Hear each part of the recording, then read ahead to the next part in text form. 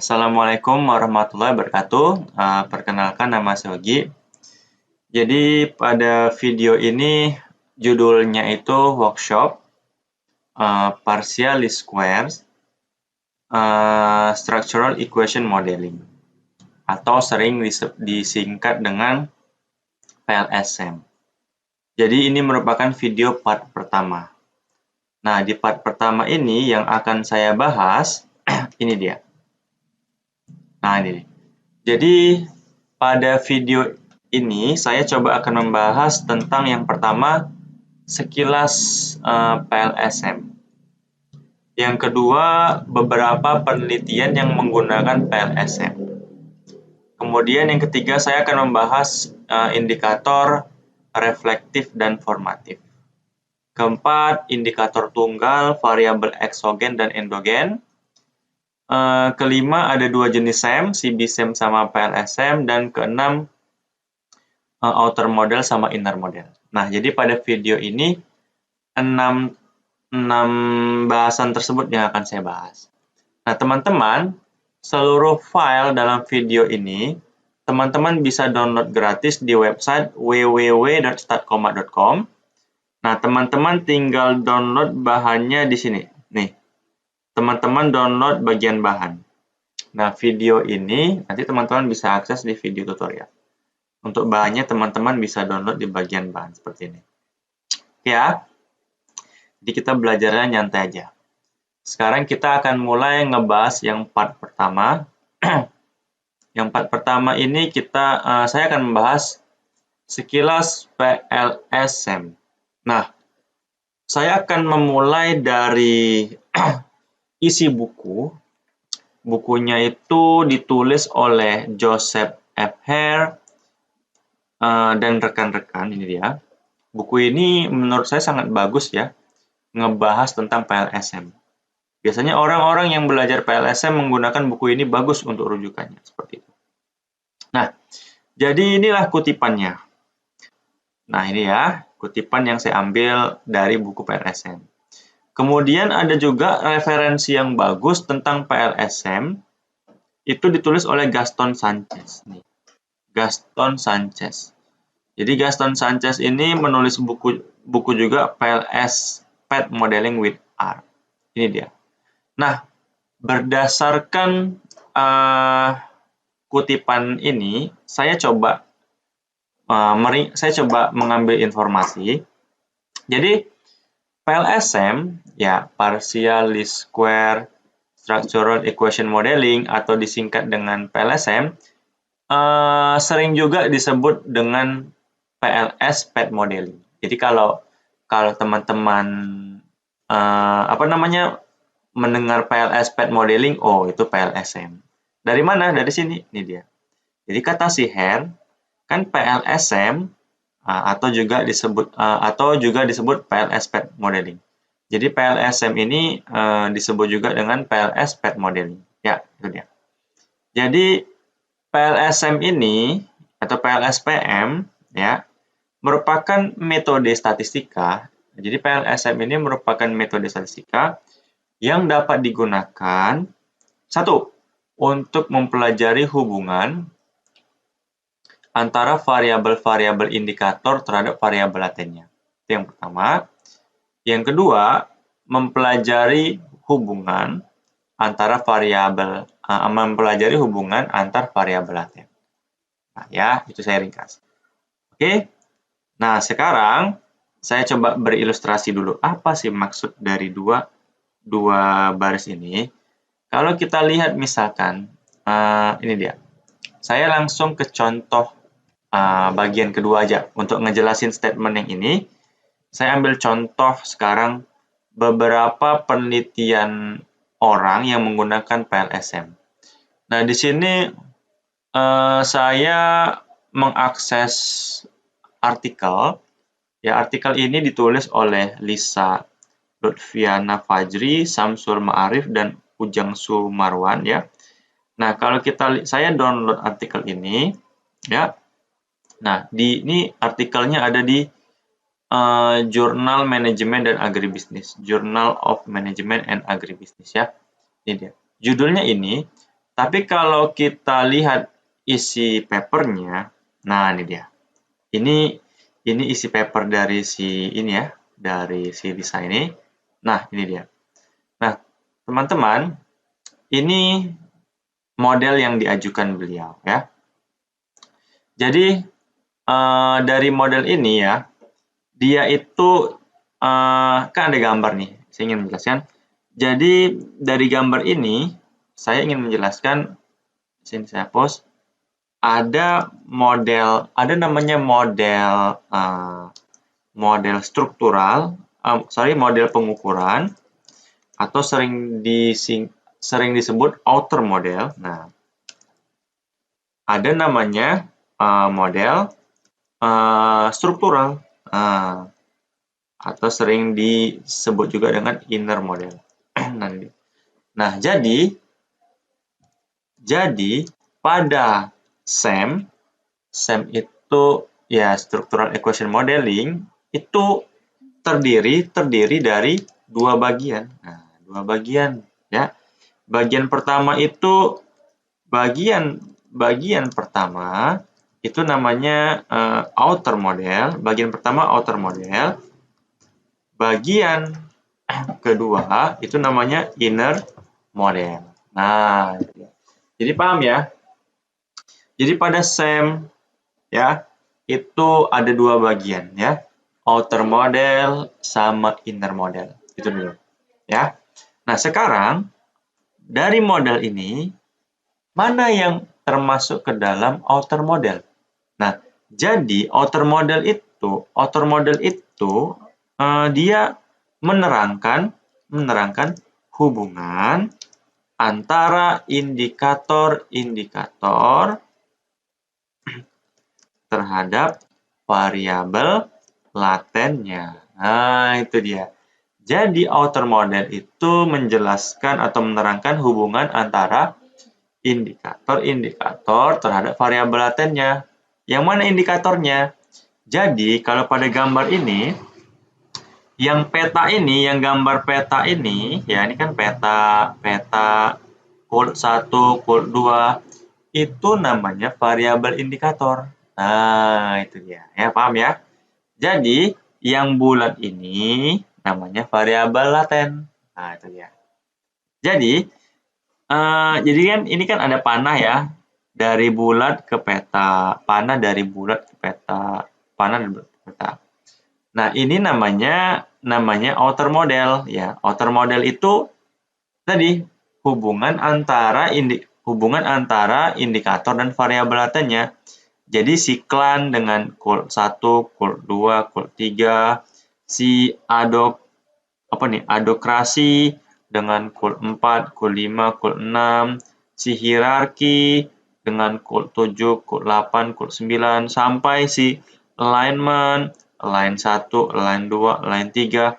Nah, itu namanya outer model.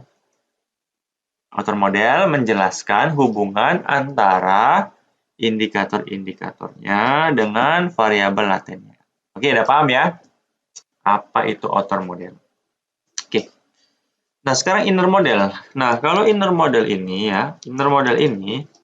menerangkan hubungan antara antar variabel laten. Nah, itu dia. Jadi inner model itu menerangkan hubungan antar variabel laten. Contoh, si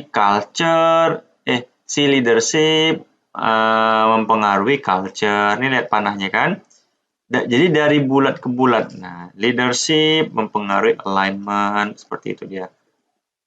Dia si power relationship ini menerangkan hubungan antara power relationship ini kita mempengaruhi culture sama alignment. Jadi kalau pada inner model ini dia menerangkan hubungan antara variabel latennya, seperti itu. Ya. Jadi di sini kita telah mengetahui ternyata pada SEM itu terdiri dari dua bagian. Bagian yang pertama adalah outer model. outer model itu menerangkan variabel laten dan indikator-indikatornya, hubungan antara variabel laten dan indikator-indikatornya. Oh, ternyata kalau inner model menerangkan hubungan antar variabel laten, antara leadership dengan alignment, leadership dengan culture, power relationship dengan alignment, seperti itu dia. Clear ya? Jadi udah paham ya, SEM itu terdiri dari dua bagian, outer model sama inner model. Outer model itu nama lainnya model pengukuran, inner model namanya model struktural. Oke, seperti itu. Nah, di sini jadi di sini teman-teman, sebenarnya di sini ada jadi dalam gambar satu ini dia mengkaji pengaruh culture, leadership, dan power relationship terhadap alignment. Kenapa? Karena kita lihat culture ya panahnya menuju ke alignment ya. Kemudian leadership panahnya menuju ke alignment, power relationship panahnya menuju ke alignment. Jadi dalam penelitian ini dia mengkaji pengaruh culture, leadership sama power relationship terhadap alignment. Karena panahnya menuju ke alignment seperti itu. Kemudian pada gambar ini kita juga bisa melihat dia mengkaji pengaruh leadership dan power relationship terhadap culture. Ya, kita lihat leadership ya panahnya menuju ke culture, power relationship panahnya juga menuju ke culture. Jadi dalam penelitian ini juga mengkaji pengaruh leadership dan power relationship terhadap culture. Seperti itu. Nah, di sini pernah dengar nggak teman-teman, ada namanya first order, ada namanya second order. Pernah dengar nggak? Nah, jadi teman-teman, yang bulat ini kan namanya variabel laten ya. Klan ini variabel laten. Edocracy ini variabel laten ya. Nah, variabel laten itu ya bisa dibentuk menggunakan satu tahap, itu namanya first order, atau dua tahap, itu second order. Atau kadang ada yang lebih sih, cuman saya jarang lihat 3 order, third order atau apa. Tapi biasanya yang sering saya lihat first order sama second order. Nah, kita lihat dulu yang alignment ya, alignment, variabel alignment. Variabel alignment ini ya, itu kan dibentuk berdasarkan align 1, align 2 sama align 3 ya. Jadi indikator align 1, align 2, align 3 ini ya, ini indikator-indikatornya ya nanti terbentuk satu skor untuk si alignment. Jadi alignment ini dibentuk menggunakan satu tahapan ya, tahapan. Makanya alignment-nya first order. Leadership juga, leadership ini ya nanti kan ada skor yang dibentuk untuk leadership berdasarkan lead 1 sama lead 2. Ini leadership juga first order. Nah, beda dengan culture, culture ini bukan first order, tapi culture ini dia second order. Kenapa second order? Karena culture pada tahap pertama, ini dulu yang diproses. Kult 1, kult 2, kult 3, ya kan? Kemudian kult 4, kult 5, kult 6 untuk edukasi, kult 7, kult 8, kult 9 untuk hierarki, kult 10, kult 11, 12. Ini dulu indikatornya diproses dulu. Nah, ini tahap yang pertama, first. Jadi, kult 1, kult 2, kult 3 nanti terbentuklah klan, ya. Kult 4, kult 5, kult 6 terbentuklah adokrasi. Kult 7, kult 8, kult 9 terbentuklah hierarki. Sampai market. Nah, ini masih tahap yang pertama, first. Nah, setelah klan terbentuk, adokrasi terbentuk, hierarki terbentuk, market, dari 4 ini, dari klan, adokrasi, dibentuk lagi satu skor untuk si culture-nya. Nah, sehingga si culture ini dibentuk berdasarkan 2 tahap. Tahap yang pertama dari indikator kotak-kotaknya dulu, baru dia ngebentuk klan, adokrasi, hierarki, sampai market. Kemudian 4 ini ngebentuk satu skor lagi untuk culture. 2 tahapan. Namanya second order. Jadi culture ini ya, itu dia merupakan second order construct. Second order construct. Variabel laten second order. Seperti itu. Oke. Nah, di sini variabel laten leadership, alignment, power, relationship itu merupakan first order. Jadi udah paham ya ngebedain variabel laten itu yang first order atau second order. Kalau first order dia dibentuk satu tahap, kayak alignment dibentuk satu tahap ya, leadership satu tahap, tapi beda dengan culture, dibentuk dulu yang petanya, kemudian dibentuk lagi yang klannya, baru dapat culture. Itu namanya second order. Jadi dalam model itu bisa melibatkan variabel laten yang first order atau second order. Ini kan campuran. Kalau dilihat dari sini kan modelnya ini kan model campuran ya. Ada variabel laten yang first order, ada variabel laten yang second order. Jadi nggak harus second order semua, nggak harus sih. Sesuai dengan apa namanya tujuan penelitian kita seperti itu. Ntar ya, izin minum dulu. Oke, apalagi yang kita bisa tarik dari informasi ini? Kayaknya nih, tunggu ya. Kayaknya ini salah. Saya ini salah ya. Seluruh indikator bersifat reflektif, salah, bukan. Nggak semuanya reflektif. Nanti akan saya perbaiki. Kenapa? Kita tahu, jadi indikator itu ya bisa bersifat. Nah, ini penting nih. Jadi indikator itu bisa reflektif atau bahasa Inggrisnya reflektif atau bisa formatif. Nah, ini dia. Jadi kalau reflektif itu cirinya anak panah bergerak dari variabel laten menuju indikator. Nah, ini dia. Tapi kalau formatif, cirinya anak panah bergerak dari indikator menuju variabel latennya. Nah, itu dia. Nah, jadi kita lihat coba dari gambar ini. Ya, dari gambar ini. Leadership ya, leadership. Ini kan ada lead 1, lead 2. Coba lihat anak panahnya.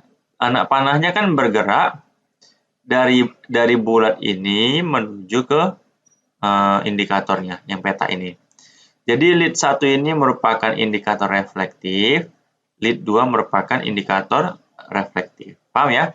Reflektif itu cirinya anak panah bergerak dari variabel laten, itu yang bulat ya, menuju ke indikatornya. Begitu juga untuk align 1, align 2, align 3, ini merupakan indikator-indikator reflektif ya. Karena anak panahnya dari bulat ini menuju ke peta. Paham ya? Jadi align 1 sampai align 3 ini juga merupakan reflektif. Untuk power relationship juga juga reflektif. Nah, ini dia keren nih. Culture ini ya. Unik nih. Culture ini reflektif. Kemudian formatif. Woi, keren nih. Jadi si culture ini ya, pada tahap yang pertama, kul 1, kul 2, kul 3 sampai kul 12, coba lihat anak panahnya. Kan dari bulat ini kan menuju ke indikator-indikatornya. Jadi kul 1, kul 2, kul 3 sampai kul 12 ini merupakan indikator reflektif ya. Tapi ketika udah sampai di klan, adhocracy, hierarki, market, dia sekarang anak panahnya dari bulat ini sekarang jadi indikator ya, karena dia mau ngebentuk culture. Dari klan, dari indikatornya ini, dia menuju ke latennya, culture. Dari adhocracy ke culture, hierarki ke culture, market ke culture. Jadi ini kalau dari indikator menuju ke latennya, indikator ke latennya, itu namanya formatif tadi. Ya kan? Anak panah bergerak dari indikator menuju variabel latennya ini dia. Jadi culture ini termasuk pada bagian apa? Culture ini second order contract indikator-indikatornya itu yang pertama reflektif, kedua formatif. Wah, keren. Jadi keren ya, modelnya ini pertama ada yang variabel latennya first order, ada yang second order, kemudian ada yang indikatornya ada yang reflektif, ada yang formatif, seperti itu. Nah, teman-teman sebenarnya bisa lihat ya di buku Hare. Saya print screen ya. Nah, ini dia. Ini kan kita lihat di sini kan. Nih. Ini teman-teman bisa baca ya di bukunya Hare yang tadi itu yang di awal ya. Jadi ini dia. Ada tipe-tipe ya. Tipe-tipe ini dia. Komponennya. Tipe model komponen hierarki. Contoh ini. HOC ya. HOC ini kan dia second order nih HOC ini. HOC ini second order, artinya 2 tahap dia. Yang pertama yang peta-peta ini dulu ya. Ini kan peta-peta ini. Kemudian baru yang bulat-bulat ini baru ngebentuk HOC. Coba lihat anak panahnya yang peta-peta ini. Kan dia dari bulat ini ke peta, dari bulat ke peta, dari bulat ke peta. Itu namanya reflektif. Ya. Nah, pada tahap yang kedua, ini kan dari HOC ke log 1, HOC ke log 2, HOC ke log 3. Makanya di sini ditulis reflektif-reflektif. Karena dari induknya ke anak-anaknya. Nah, itu yang pertama. Bisa juga kasus kita tadi itu yang mana? Kasus kita tadi itu yang ini. Yang reflektif formatif. Kenapa? Karena yang pertama itu ya anak panahnya dari induknya ini ke peta-petanya, menuju peta. Tapi ketika di HOC, anak panah indikatornya log 1, log 2, log 3, dia menuju induknya. Makanya formatif. Sehingga di sini reflektif formatif. Yang pertama ini anak panahnya menuju ke anaknya, yang kedua malah anaknya ini sekarang menuju ke induknya, makanya reflektif formatif. Sehingga pada culture ini dia reflektif formatif seperti itu. Jadi teman-teman udah paham ya? Udah paham sampai sini? Udah paham itu ciri dari reflektif gimana, ciri dari formatif gimana? Oh, ternyata kalau reflektif itu anak panahnya ya dari induknya ke anak-anaknya. Itu reflektif. Kalau formatif itu anak panahnya dari indikator ke induknya, ke bulatnya. Oke. Ini penelitian yang dilakukan oleh si Lisa Lutfiana Fajri dan kawan-kawan. Teman-teman bisa baca sendiri sih hasilnya gimana. Ini dia. Kalau digambar dalam software seperti ini dia. Ya, nanti ini di part yang kedua ya. Jadi part pertama ini ya sekilas perkenalan aja. Yang part kedua baru kita praktek sama-sama. Kita bahas dari contoh kasus yang sederhana. Jadi ini digambar seperti ini. Ini menggunakan software Smart PLS. Nah, ada lagi penelitian yang dilakukan oleh Dedi Sulistiono, Aji Hermawan, dan rekan ya. Di penelitian ini juga mereka menggunakan Smart PLS. Penelitian ini sama juga di Jurnal Manajemen dan Agribisnis ya. Itu. Nah, di sini nih abstraknya ya, dia menggunakan PLSM. Saya tuh lebih suka kalau baca abstraknya dulu ya. Abstraknya saya baca, kemudian saya lihat modelnya. Nah, ini modelnya. Ini dari artikel beliau ya. Jadi variabel latennya ada empowerment, employee engagement, job satisfaction, organizational commitment, performance. Ya. Jadi dia gambarnya seperti ini dia. Woi, seperti ini. Ya. Jadi di sini menariknya dari penelitian ini modelnya juga second order nih. Contoh, di sini kan ada namanya empowerment ya, empowerment. Di sini ada 4 indikator. Ada meaning, ada kompetensi, ada self determination, ada impact. Empowerment. Dia disingkat dengan EP kalau ini ya, EP. Ini kan ada EP kan? Ada berapa tadi indikatornya? Ada 4. Ada meaning, di sini dibilangnya ME. Kemudian ada kompetensi, itu CM. Ada impact itu IM. Ada self determination, ada SD. Nah, ini dia. Menariknya, empowerment, employee engagement, job satisfaction, sampai performance, enggak. Kita fokus ke empowerment dulu, si EP. EP ini merupakan variabel laten second order. Kenapa second order? Coba lihat.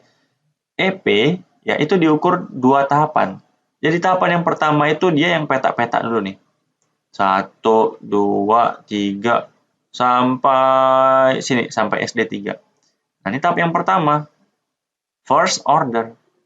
Kemudian masuk ke tahap yang kedua. Tahap yang kedua yang mana? ME, CM, IM, SD. Barulah terbentuk si EP-nya. Nah, jadi EP ini merupakan variabel laten second order. Ya, dia 2 tahapan. Begitu juga sama si employee engagement, EE. Di mana tuh EE? Employee engagement itu EG, kalau di sini EG ya. Nah, ini EG. EG ini juga merupakan second order, dia juga merupakan second order. Karena dia diukur dari yang peta-peta dulu nih. Nah, petanya dulu diukur tahap yang pertama. Tahap kedua baru si BN-nya, si MS, si TW, si GW, ya kan? BN, MS, TM, ini teamwork ya, TW, GW, ini dia. Jadi ada 4. Jadi si employee engagement-nya ada 4 indikator. Ini dia. 4 ini lagi dia punya anak-anaknya.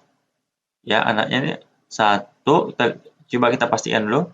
Ya, employee engagement, EE, atau di sini EG. 1, 2, 3, 4. Ya, ada 4 ya. Ya, ada 4. Benar 4. Oke, ini ada 4 anaknya. Ini bukan, kalau ini pengaruh. Hati-hati ya, cara ngebaca panahnya. Jadi ada 4 anaknya di sini. Jadi, si employee engagement ini juga termasuk second order. Job satisfaction, si JS juga second order. Tapi kalau si performance, coba lihat performance ya. Nah, performance ini, di sini kan ada 3 ya. TBS, brondolan ya sama basic. Nah, kalau pada performance ini dia first order. Nah, ini dia. Karena dia cukup dari kota ini ya langsung ke performance. Seperti itu. Nah, dari model ini ternyata seluruhnya itu reflektif. Kenapa reflektif? Karena anak panahnya itu bergerak dari induknya ke indikatornya. Ini kan anak panahnya keluar semua, dari bulat keluar, dari bulat ke indikatornya, dari bulat ke indikatornya, dari bulat ke indikator. Beda dengan yang tadi itu anak panahnya ini ada menuju ke latennya, ini dari indikator ke latennya. Sehingga si culture ini reflektif formatif. Sementara pada penelitiannya si Dedi ini itu semuanya reflektif, ya, reflektif. Yang second ordernya reflektif, yang first ordernya juga reflektif karena anak panahnya itu dari bulat menuju indikatornya. Seperti itu. Nah, ini dia. Jadi penelitian ini ya mengkaji ya variabelnya tadi ada empowerment EP, ada employee engagement EG, ada job satisfaction, ada organizational commitment, performance ya. Nah, jadi dalam penelitian ini dia mengkaji pengaruh EPEE terhadap JS. Ini bisa kita lihat dari gambar ini sih sebenarnya. Ini kan empowerment, employee engagement terhadap JS. Karena panahnya, ini lihat panahnya menuju ke sini. Kemudian dari empowerment, employee engagement mempengaruhi organizational commitment. Kemudian dari dari job satisfaction, organizational commitment menuju ke performance. Sehingga ini gambarnya seperti ini. Ya. Ini dari EP, EG ke JS. EP, EG ke OC. Kemudian JS, OC ke P. Ya, panahnya. Nah, ini hasilnya. Jadi dari hasilnya ini ternyata empowerment itu tidak berpengaruh signifikan terhadap job satisfaction. Karena di sini rejected T-value-nya dia lebih kecil dari 1,96. Dari empowerment ke organizational commitment juga tidak berpengaruh signifikan. Tapi kalau employee engagement terhadap job satisfaction dia accepted, diterima. Ini udah masuk ke hasil sih, tapi nggak apa. Ya, udah paham ya?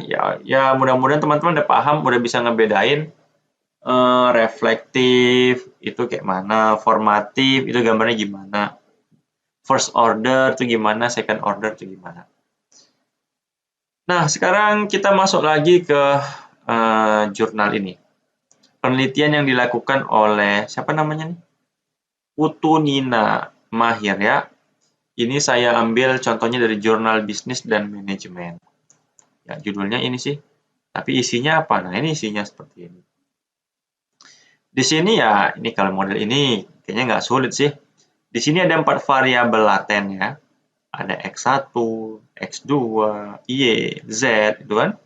X1 ini diukur menggunakan 9 indikator. X2-nya ada berapa? 1, 2, 3, 4, 5, 6, 7, 8, 9, 10, 11, 12, 13 indikator. Nah, semua indikator-indikatornya coba lihat. Anak panahnya ini dari bulat ini menuju ke indikator-indikatornya. Jadi seluruh indikatornya ini bersifat apa? Bersifat reflektif. Seperti itu. Nah, di sini ada Y ya, Y-nya di tengah. Ini Y-nya ini bertindak sebagai variabel perantara atau mediasi. Tapi nanti akan dibahas. Ini masih ngebahas sekilas aja. Ya. Semuanya first order karena variabel latennya diukur setahap dan semua indikatornya itu reflektif. Ya, reflektif. Oke, lanjut lagi. Ini dia. Penelitian yang dilakukan oleh Sarvilianti Anggiani Tiurida. Ya. Ini judulnya, kita bisa lihat. Nah, ini modelnya. Sama juga model ini, ya, ini modelnya mudah, ya. Ya, kenapa mudah? Ya, ini semuanya ini first order ya. Variabel latennya itu diukur satu tahapan aja. Dan indikatornya bersifat reflektif ya. Karena dari bulat, masing-masing bulat ini menuju ke anak panahnya ke indikator-indikatornya. Seperti itu. Ini hasilnya. Ini dia. Ada pertanyaan misalkan. Nah, bisa nggak kalau variabel latennya itu hanya ada satu indikator. Nah, ya selama ini kan contoh-contoh sebelumnya kan lebih dari satu sih. Contoh kayak HPW itu ada 5 indikator, EC ada 8 indikator kan. Gimana kalau satu indikator, boleh nggak? Nah, kan menarik kan? Saya jawab berdasarkan referensi ya. Saya bukan menjawab berdasarkan saya sendiri ya. Nanti akan dibahas.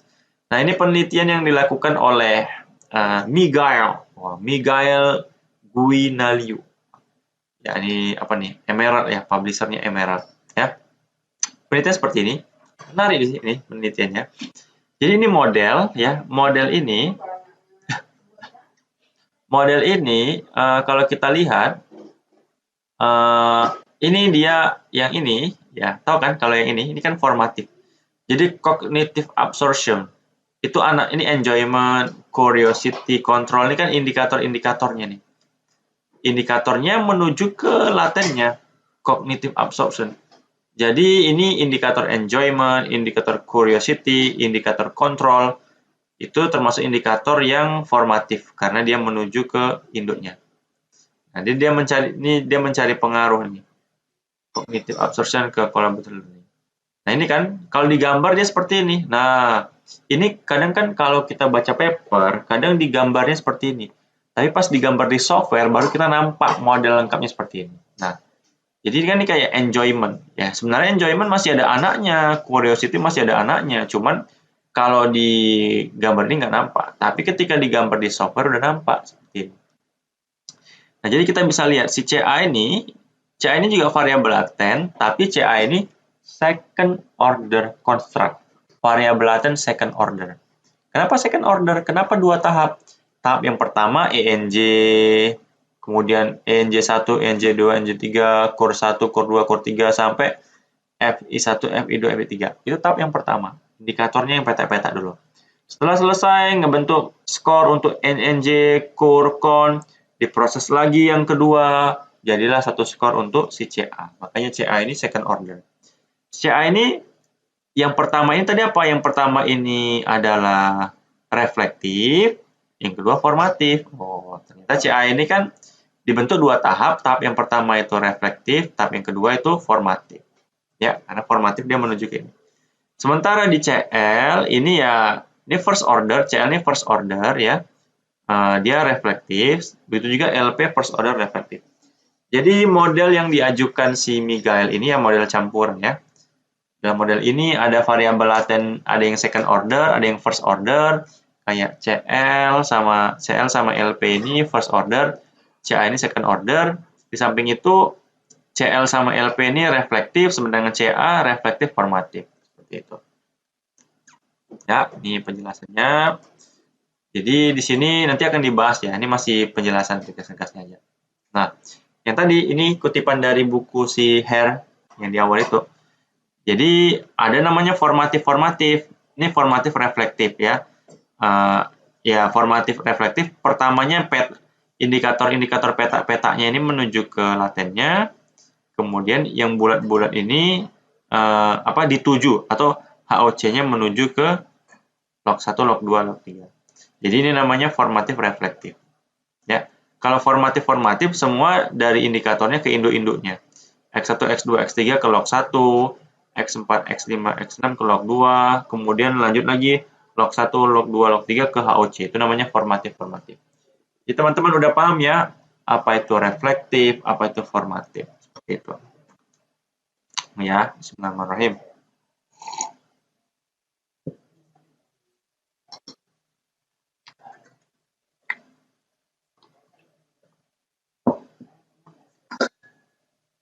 Oke, lanjut lagi ya. Jadi kita udah melihat lah ya, kita udah membedah berapa paper nih, mungkin 3 atau 4 paper. Ternyata orang-orang itu ya, ternyata paper-paper orang kita bisa melihat, orang itu ada yang ngebuat modelnya, ada yang second order ya, ada yang second order, ada yang reflektif formatif ya, ada yang reflektif seperti itu. Dengan banyak ngebaca paper-paper ya, kita jadi apa ya, jadi menambah wawasan gitu. Oh, ternyata kita bisa buat model ya sesuai yang kita mau, sesuai dengan teori gitu, seperti itu. Oh, ternyata ada model yang simple. Oh, ternyata ada model yang yang first order aja, kemudian reflektif seperti itu. Ini sudah tadi ya. Kita masuk ke, nah ini dia. Walaupun udah kita bahas indikator reflektif formatif, tapi akan saya coba bahas lagi, tapi nggak banyak. Nah, ini saya kutip dari tulisannya si Gaston Sanchez. Ini saya ngutip dari Gaston Sanchez ya. Apa sih perbedaan reflektif sama formatif? Kita lihat ilustrasi ini. Ilustrasi ini ilustrasi saya ambil dari tulisannya bukunya si Gaston Sanchez. Jadi di sini ada variabel laten namanya attack. Attack ini variabel laten ya. Coba teman-teman lihat, yang peta ini namanya indikator. Hours of training itu indikator. Calories in diet, massage and rest, ini indikator. Sementara ini juga indikator number of corner, shoot on goal, goal score juga termasuk indikator. Nah, ini hours of training, calories, massage. Ini coba lihat, anak panahnya dari indikatornya menuju ke latennya, ke attack. Nah, jadi kalau anak panahnya dari indikator menuju ke latennya, itu namanya indikator formatif. Kalau anak panahnya dari variabel laten ke indikator, maka termasuk indikator reflektif.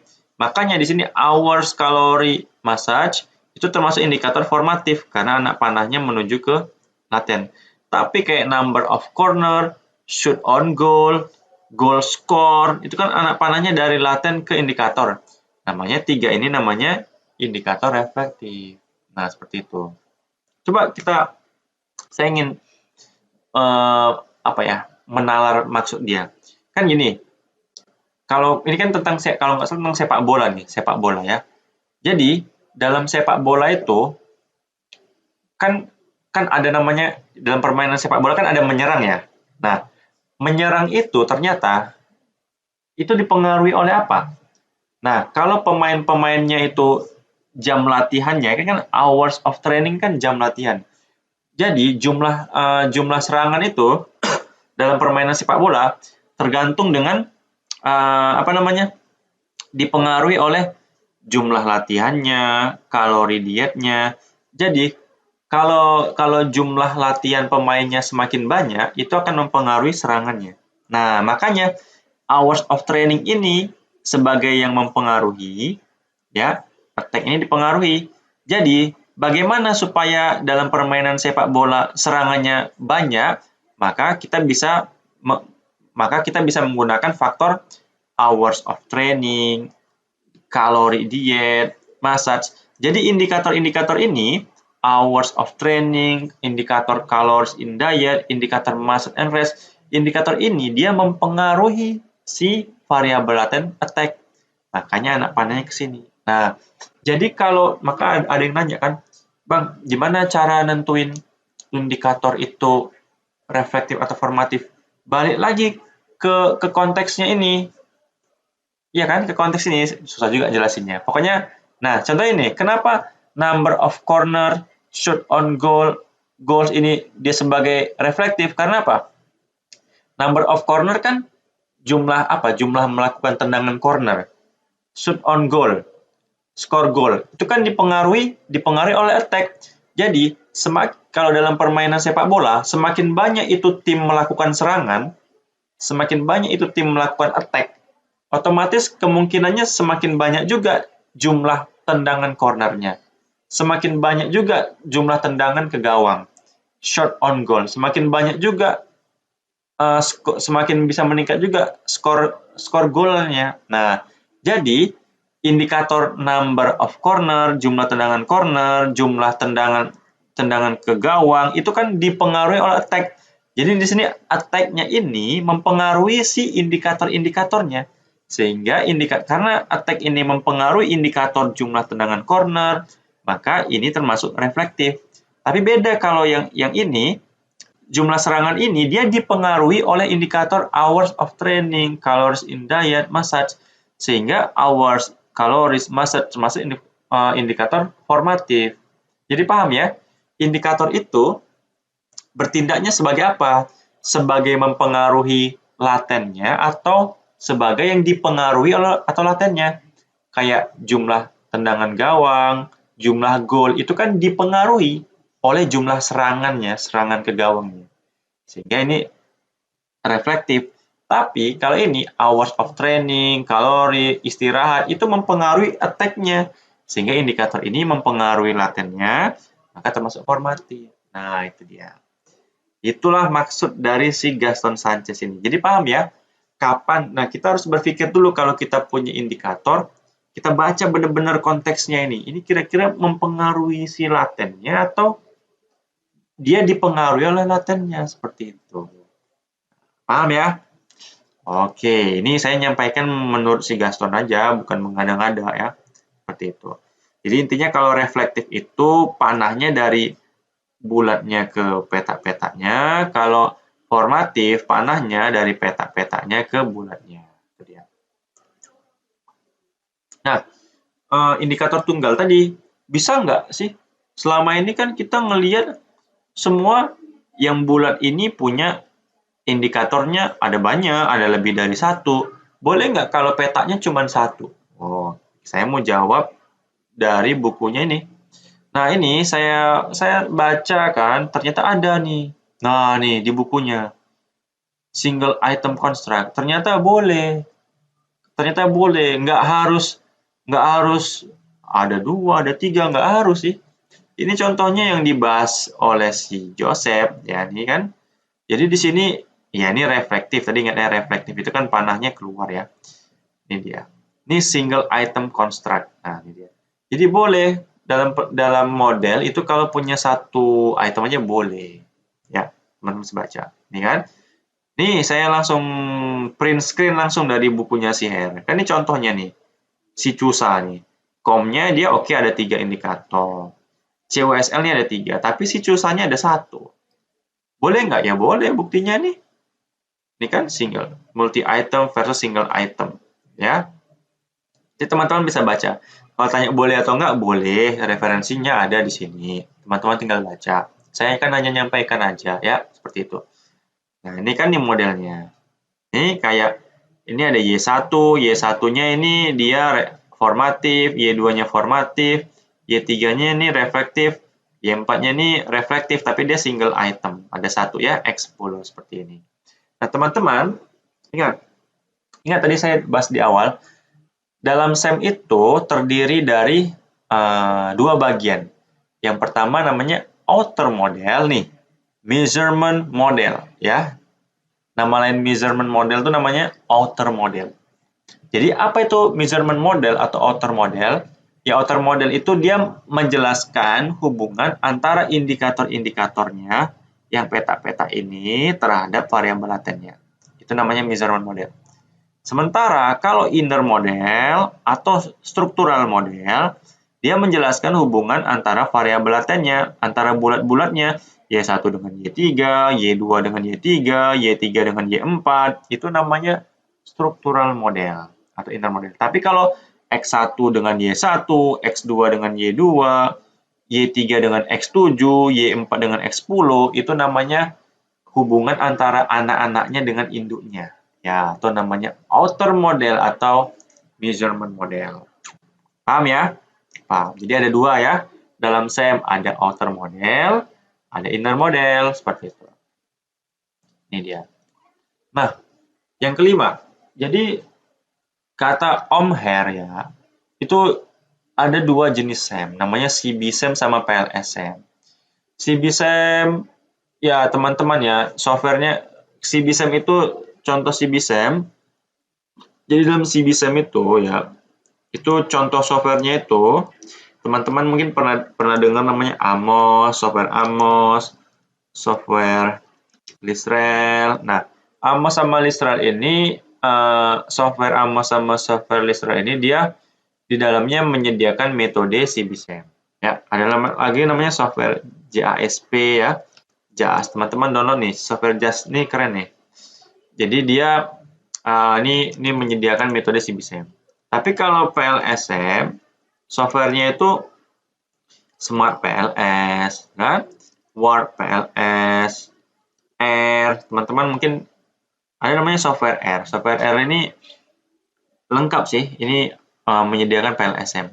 Bahkan di R juga bisa juga untuk CB-SEM seperti itu. Jadi kata Her, there are two types of SEM. Ada dua jenis SEM. Yang pertama namanya covariant based SEM, CB-SEM. Yang kedua namanya PLS-SEM. Apa sih bedanya? Nah, ini dari kata si Mbah SEM, saya ringkasnya di sini. Ini dia. Jadi, CB-SEM ini dia digunakan untuk mengkonfirmasi teori gitu. Jadi kalau ada teori, aku mau mengujilah teori ini. Nah, kita mengkonfirmasi teori, kita gunakanlah metode CB-SEM. Jadi kalau teman-teman gunakan CB-SEM ya gunakanlah softwarenya kayak Amos, Listrel, JAS. Tapi kalau teman-teman untuk mengembangkan teori ya ada model seperti ini, aku mau ngembangin lah model ini, nambahin variabel inilah, nambahin itu, indikator ditambah lah. Ngembangin teori maka lebih tepat menggunakan PLS-SEM. Ya, ini kata siapa? Kata si Mbah Her nih kan. Dia bilang kan used to confirm or reject theory bla bla bla bla bla. Kan? Ya, ini kan kayak PLS-SEM is primarily used to develop theories in exploratory research seperti itu. Ya, dipaham ya? Ini dia. Jadi ini saya kutip dari buku Her. Ternyata kalau PLS-SEM tuh softwarenya bisa Smart PLS, bisa Word PLS, bisa R, bisa StatCloud. Kalau CBSM sendiri bisa Amos, Israel. Ini contoh software dari Smart PLS seperti ini. Nanti di part yang kedua kita praktek langsung. Nah, ternyata kalau pada PLSM itu kelebihannya itu sangat cocok untuk ukuran sampel yang kecil, ya. Bukan berarti kalau sangat cocok ukuran sampel yang kecil, ukuran sampel yang besar nggak boleh. Justru sangat boleh. Nih, larger sample size increase the precision. Jumlah sampel yang semakin besar akan meningkatkan presisinya, konsistensi PLSM. Jadi, sampel yang kecil boleh, sampel yang besar juga boleh, nggak ada masalah. Gitu ya. Itu bukan kata saya, kata Om Siher. Nah, itu dia. Saya hanya nyampaikan aja. Nah, kemudian kan kalau di PLSM itu termasuk pendekatan non parametrik. Jadi lupakan masalah asumsi normalitas, itu nggak pakai lagi. PLSM can handle extremely non-normal data.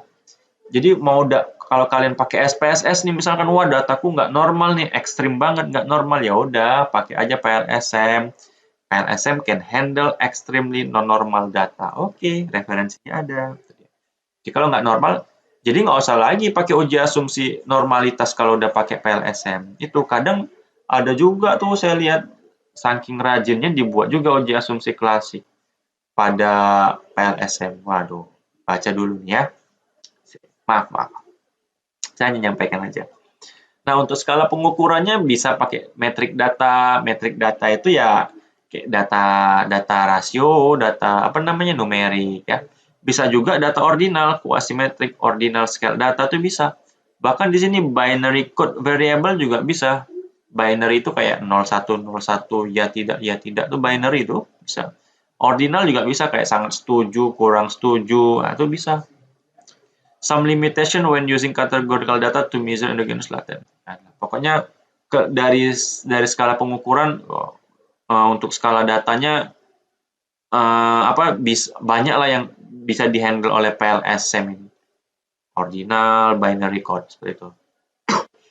Kemudian, ternyata PLSM ini sangat bagus handle construct measure with single. Nah, tadi kalau tanya bisa nggak kalau modelnya itu hanya satu indikator? Bisa ini. Handles construct measure with single item atau multi item. The structural model is complex, many construct and many indicator. Jadi teman-teman, kalau dalam model penelitian teman-teman rumit kayak gini, sangat cocok menggunakan PLSM. Dari pengalaman saya mengolah data, model-model rumit gini, kalau kita menggunakan CBSM, kadang software CBSM-nya ngambek, kayak Amos dim, error, seperti itu. Kemudian kalau dipindahkan dengan PLSM, baru muncul hasilnya. Itu dari pengalaman saya. Jadi kalau modelnya kompleks, ribet, banyak variabelnya, banyak indikatornya, maka disarankan menggunakan PLSM. Ya.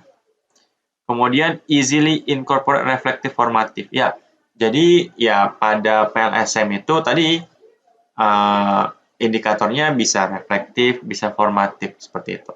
Ya. Ini handle kompleks model tadi ya. Jadi bisa menghandle model yang rumit, banyak indikatornya, banyak panah-panahnya, itu sangat cocok menggunakan PLSM ya.